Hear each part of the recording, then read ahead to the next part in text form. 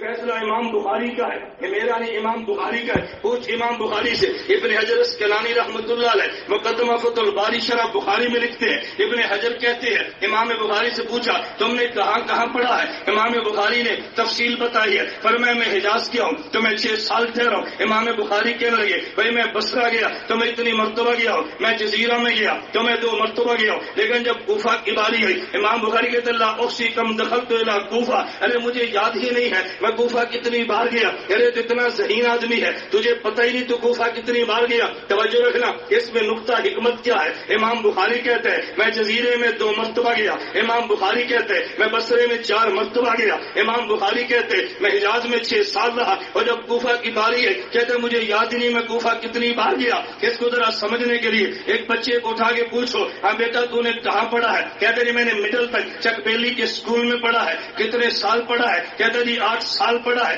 اس بچے سے پوچھو اس مڈل اسکول میں تو کتنی بار دروازے سے گزرا ہے؟ کہتے ہیں مجھے یاد ہی نہیں ہے، کیوں جتنا عرصہ پڑھا اسے وہ تو یاد ہے لیکن دروازے سے گزرنا یاد ہی نہیں ہے۔ اس سے پتا چلا امام بخاری مدینہ کو منزل کہتا ہے تو مجھے کہتے ہیں میں 6 سال رہا، اور بخاری کوفے کو دروازہ مانتا ہے۔ کہتے ہیں مجھے پتا ہی نہیں ہے میں کتنی مرتبہ گیا ہوں، منزل میں جانا یاد ہوتا ہے، دروازے سے گزرنا یاد نہیں ہوتا۔ بخاری مدینے کو منزل مان کے ارے کوفے کو دروازہ مانتا ہے، حنفی بھی مدینے کو منزل مان کے کوفے کو دروازہ مانتا ہے۔